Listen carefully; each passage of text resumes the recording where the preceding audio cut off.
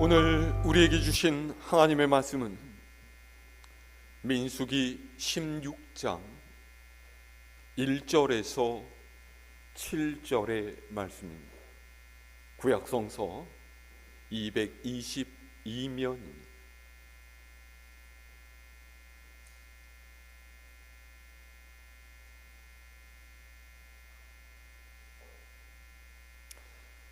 봉독하겠습니다.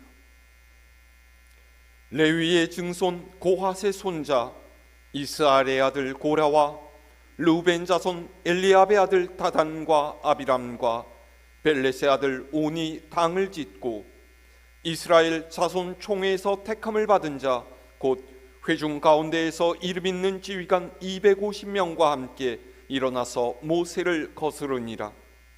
그들이 모여서 모세와 아론을 거슬러 그들에게 이르되 너희가 분수에 지나도다. 회중이 다 각각 거룩하고 여호와께서도 그들 중에 계시거늘 너희가 어찌하여 여호와의 총회 위에 스스로 높이느냐. 모세가 듣고 엎드렸다가 고라와 그의 모든 무리에게 말하여 이르되 아침에 여호와께서 자기에게 속한 자가 누구인지 거룩한 자가 누구인지 보이시고 그 사람을 자기에게 가까이 나오게 하시되 곧 그가 택하신 자를 자기에게 가까이 나오게 하시리니 이렇게 하라. 너 고라와 네 모든 무리는 향로를 가져다가 내일 여호와 앞에서 그 향로에 불을 담고 그 위에 향을 두라. 그때 여호와께서 택하신 자는 거룩하게 되리라. 레위 자손들아 너희가 너무 분수에 지나치느니라. 아멘.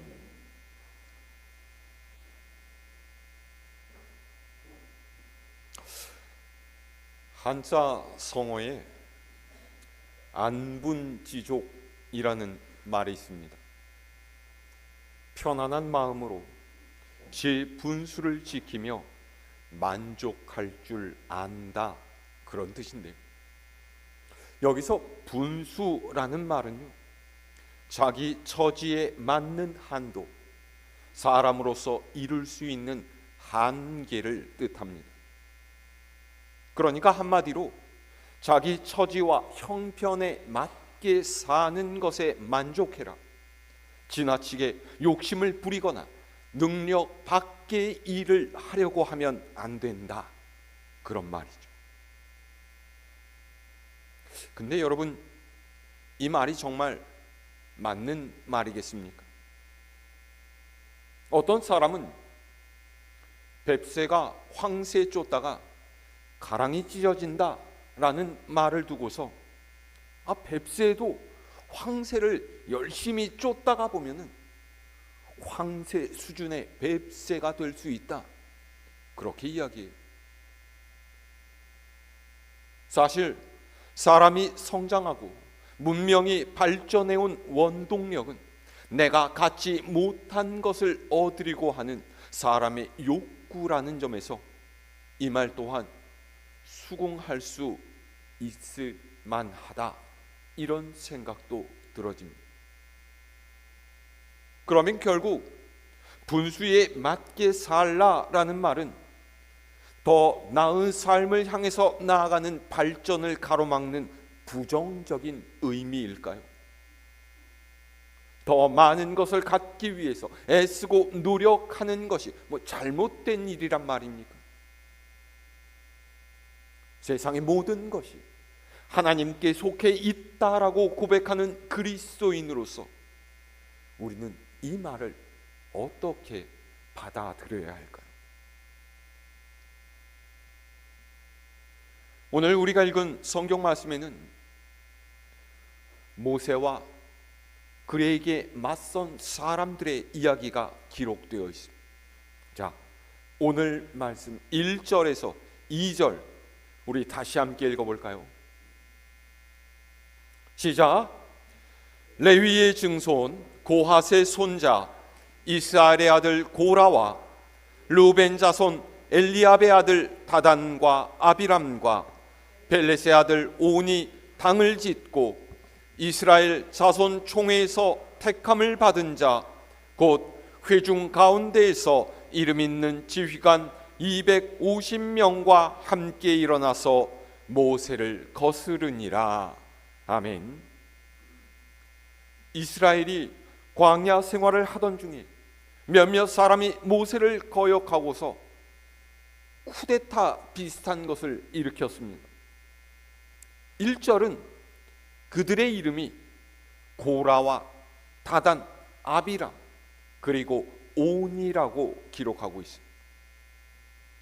우리는 이 중 우두머리 역할을 한 고라라는 사람에 대해서 알 필요가 있는데요. 고라는 레위의 증손 고핫의 손자 이스알의 아들, 이렇게 소개가 되어 있죠. 성경을 읽으면 레위 지파는 게르손과 고핫 그리고 므랄이라는 세 가문으로 나뉘어 있다는 것을 알게 됩니다. 그 가운데 고핫의 자식은 아므람과 이스알, 헤브론과 우시엘인데요, 이 중 아므람의 아들이 모세와 아론이고 이스알의 아들이 고라입니다. 그러니까 고라는 모세와 아론과는 사촌지간 사이였다라는 거예요. 이 고핫 가문이 광야 생활 중에 맡은 일이 무엇이었냐 하면은요, 하나님의 명령을 따라서 성막과 그 기구들, 그러니까 언약궤와 번제단, 떡상, 등잔대 이런 것들을 메고서 나르는 일을 맡았어요. 그런데 이 고라를 중심으로 해서 르우벤 자손 중에 다단과 아비람 그리고 온이 이스라엘 백성 중에서 지휘관으로 임명받은 250명의 주요 인사를 포섭해서 모세에게 반기를 들고 일어섰던 거죠. 왜요? 이들이 모세와 맞선 이유가 무엇입니까? 모세가 지도자로서의 소양이 부족하고 이스라엘 백성을 잘 이끌지 못해서 그랬습니까? 아니면 자신의 권력을 악용해서 부정부패를 저질렀기 때문에 그랬던 거예요? 자, 3절에 그 이유가 기록되어 있어요. 3절 말씀 함께 읽을까요? 시작. 그들이 모여서 모세와 아론을 거슬러 그들에게 이르되 너희가 분수에 지나도다. 회중이 다 각각 거룩하고 여호와께서도 그들 중에 계시거늘 너희가 어찌하여 여호와의 총회 위에 스스로 높이느냐. 아멘.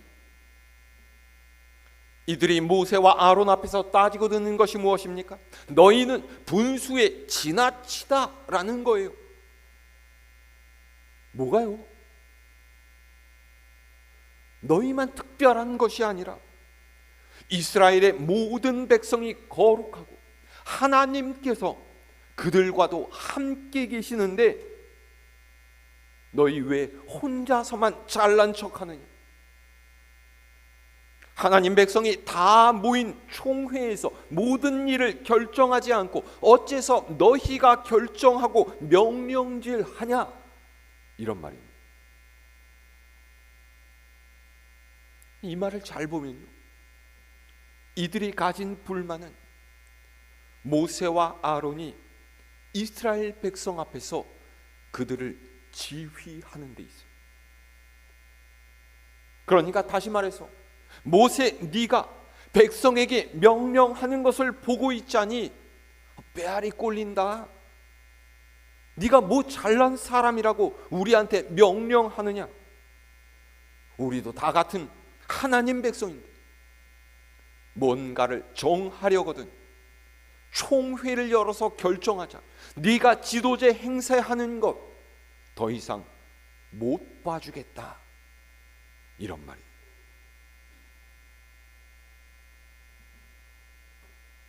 여러분 보세요. 이 고라라는 사람, 지금 모세와 아론에게 컴플렉스를 갖고 있어요. 사실 모세가 이스라엘 백성의 지도자가 된 것은요, 그가 다른 사람보다 가진 능력이 뛰어나다거나 지혜롭기 때문이 아니에요. 하나님께서 그를 지도자로 삼으셨기 때문이죠. 모세가 다른 사람들에게 자기 뜻대로 명령하는 것이 아니지 않습니까? 모세는 하나님과 이스라엘 백성 사이에서 하나님의 말씀을 백성에게 전달할 뿐이에요. 그런데도 고라는 모세가 이런 역할을 하면서 백성 앞에 나서는 것을 싫어하고 있는 거죠. 이런 고라가 느끼는 감정이 무엇입니까? 시샘이고 질투고 열등감이에요. 나도 지도자가 되고 싶은데, 나도 제사장 역할을 하고 싶은데, 저 자리는 내가 차지해야 하는 자리인데 나보다 더 나을 것 하나 없는 놈이 백성들 앞에서 저런 대접을 받고 있으니 짜증나, 꼴 보기 싫어, 이런 거죠. 그래서 자신의 편을 만들고 공개적으로 모세와 아론을 대적해서 들고 일어났어요. 고라의 이런 행동은요, 단지 모세를 대적한 것이 아니라 모세를 이스라엘의 지도자로 삼으신 하나님께 맞선 거예요. 자, 고라의 이 말에 모세가 뭐라고 대답합니까? 그 다음 4절에서 7절 말씀 읽어볼까요? 시작. 모세가 듣고 엎드렸다가 고라와 그의 모든 무리에게 말하여 이르되, 아침에 여호와께서 자기에게 속한 자가 누구인지 거룩한 자가 누구인지 보이시고 그 사람을 자기에게 가까이 나오게 하시되, 곧 그가 택하신 자를 자기에게 가까이 나오게 하시리니 이렇게 하라. 너 고라와 네 모든 무리는 향로를 가져다가 내일 여호와 앞에서 그 향로에 불을 담고 그 위에 향을 두라. 그때 여호와께서 택하신 자는 거룩하게 되리라. 레위 자손들아, 너희가 너무 분수에 지나치느니라. 아멘. 모세가 뭐라고 해요? 하나님께서 그분이 쓰시는 자, 그분이 원하시는 거룩한 자가 누구인지를 직접 알려주실 것이니 우리 이렇게 하자. 고라, 너와 네 모든 무리가 내일 하나님 앞에서 향로에 불을 피우고 향을 살라라. 그러면 그때 하나님께서 누구를 택하셨는지 보여주실 것이다. 지금 너희가 하는 짓이야말로 분수에 지나치다.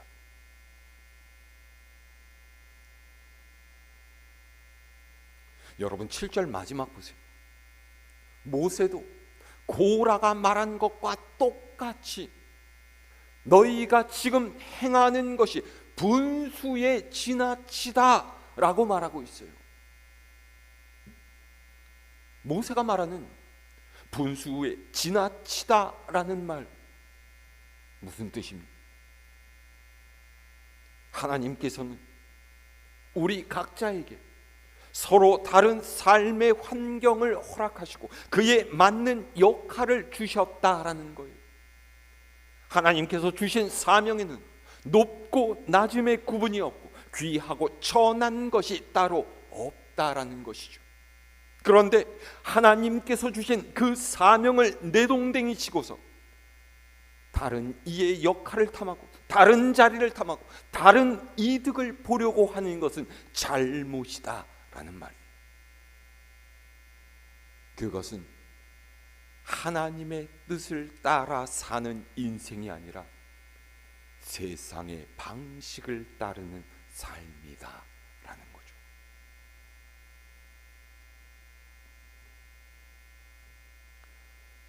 우리는 하나님께서 지으신 첫 사람이었던 아담과 하와의 경우에서 이와 같은 모습을 발견할 수가 있습니다. 하나님께서요, 아담에게 에덴 동산의 모든 것을 경작하면서 지키게 하셨어요. 동산 모든 나무의 열매를 다 먹어도 좋지만은 단 한 가지, 선악을 알게 하는 나무의 열매는 먹지 말라고 하셨죠. 그것을 먹는 날엔 너희가 반드시 죽을 것이다 라고 하셨어요. 이 말씀 무슨 뜻이에요? 에덴 동산을 관리하고 돌보는 것이 내가 네게 허락한 분수라는 거예요. 그 하나님의 말씀을 순종하고 지킬 때 네가 이 안에서 기쁨을 누리며 살 수 있게 되리라 하신 거죠. 그런데 아담과 하와는 자기들의 분수를 넘어섰어요. 선악과를 먹으면 하나님처럼 될 수 있다라는 뱀의 꼬드김에 넘어가서 스스로 하나님처럼 되려고 하는 욕심을 품고서 죄를 저지르는 거죠. 그래서 어떻게 됐어요? 에덴 동산에서 쫓겨났어요. 자기 분수에 지나쳤기 때문에 하나님 안에서 누릴 수 있는 기쁨과 평안을 잃어버리게 된 거예요. 우리 모두에게는 하나님께서 주신 분수가 있어요. 그것은 지금 이 현실 속에서 내가 살고 있는 삶의 환경이고 상황이에요. 아무리 내가 다른 사람보다 더 낫다고 생각되고 내 자식이 남의 자식과는 달라 보이고 그래서 더 나은 환경 속에서 더 많은 것을 누리며 살아야 한다라고 생각할지라도 하나님께서 허락하신 나의 분수는 지금 나의 삶이에요. 내 배우자의 현실, 내 자식의 현실, 내 직장과 내 사업의 현실이 지금 나에게 허락하신 하나님의 뜻이다라는 거죠. 그러면 어떻게 해야 합니까? 나를 통해 이루기 원하시는 하나님의 뜻이 무엇인지를 구하면서 최선을 다해 내 분수 안에서 살아가야 되지 않겠어요? 그런데 사람들은 이 분수 안에 머물지를 못해요. 대부분 분수를 넘으려고 하죠. 하나님께서 허락하신 것으로 만족하지 못하고 어떻게든 그보다 더한 것들을 내 삶에 채우려고 합니다. 왜요? 왜 사람은 분수를 지키지 못할까요?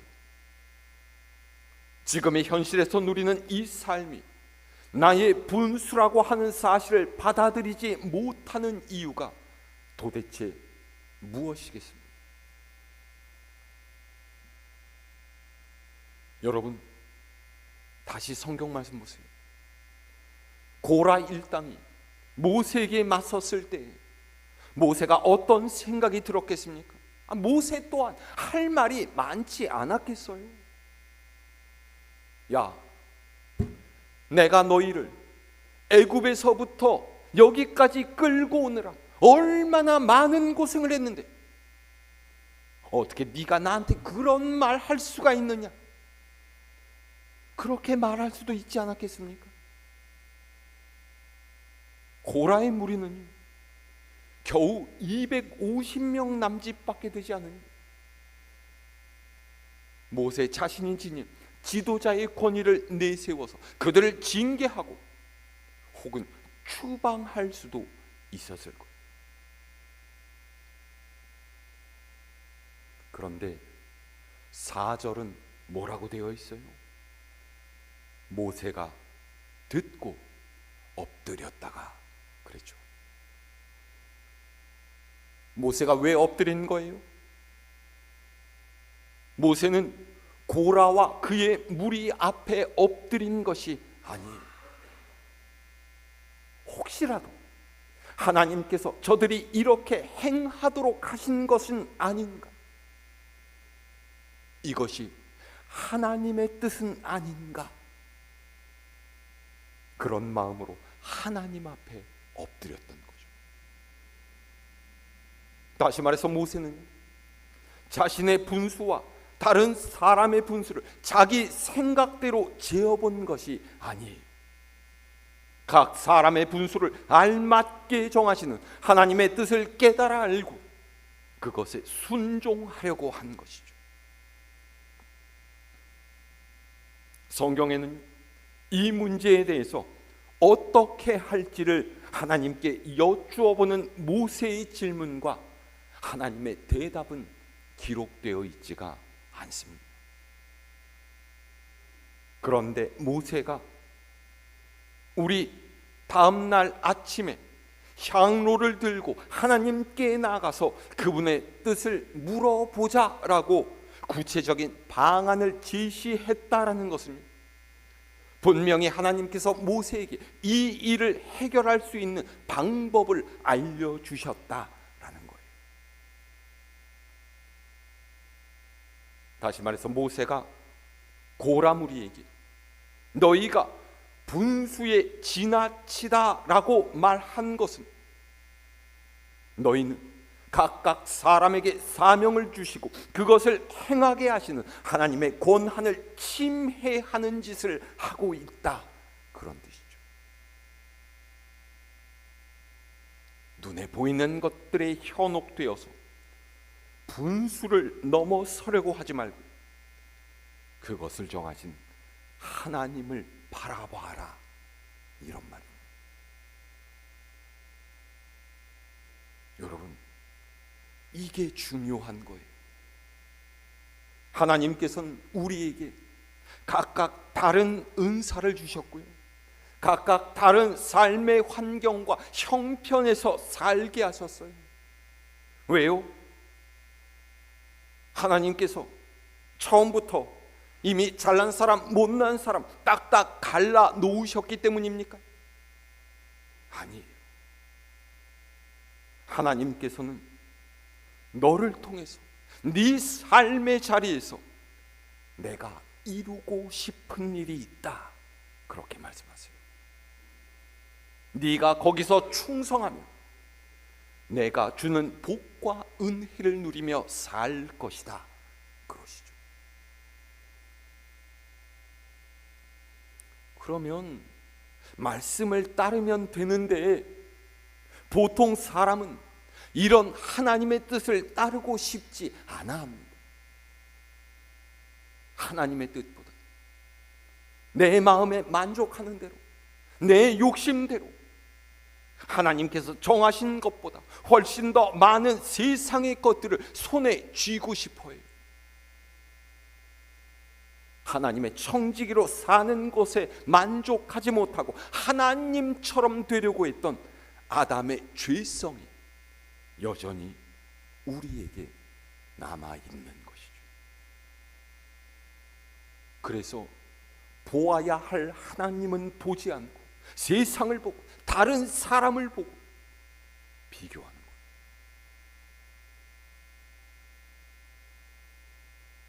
이렇게 분수를 넘어서게 되면 어떻게 될까요? 자, 우리 오늘 말씀 아래로 쭉 내려가서 32절에서 35절의 말씀 읽어볼까요? 시작.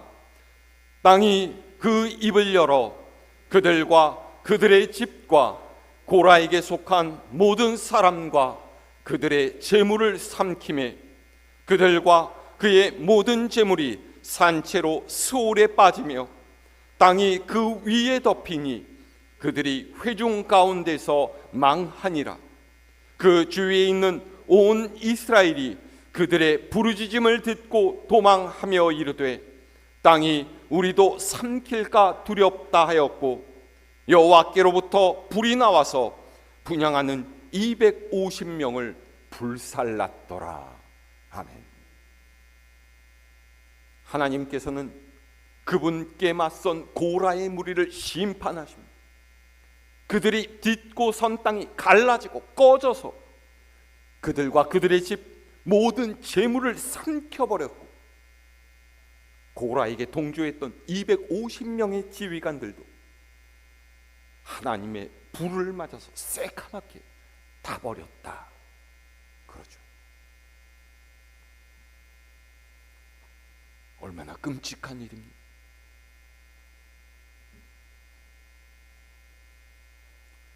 여러분, 우리 이 사건을 잘 기억할 필요가 있어요. 광야를 지나서 가나안에 들어가야 하는 이스라엘 백성에게 이 사건이 일어났다라고 하는 것은요, 그 땅에 들어가기 전에 이 문제가 반드시 해결되어야만 했다라는 것을 의미하고 있어요. 아담과 하와가 에덴 동산에서 복된 인생을 살기 위해서는 하나님의 말씀대로 자기 분수를 지켜야 했던 것처럼, 애굽에서 나온 이스라엘 백성이 도착한 가나안 땅이 정말로 젖과 꿀이 흐르는 복된 땅이 되기 위해서는 그들 역시 하나님의 뜻대로 분수를 지키며 살아야 했죠. 하나님의 뜻에 순종하지 못하고 하나님께서 주신 것에 만족하지 못하면 어떤 상황과 어떤 형편에서도 그의 인생은 분수에 지나치는 것이 될 수밖에 없습니다. 그래서 우리가 십자가를 보아야 하는 거예요. 우리가 십자가 앞에 설 때 우리는 나 자신을, 내 분수를 발견할 수 있어요. 주님께서 우리 죄값을 치르시기 위해 대신 달리신 이 십자가, 사실은 우리가 달려야 할 자리 아니었습니까?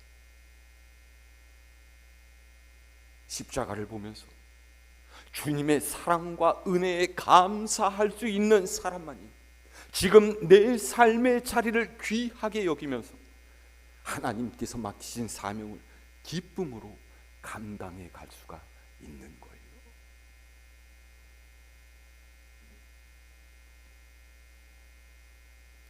오늘은 우리 주님의 고난을 묵상하는 사순절 첫 번째 주일입니다.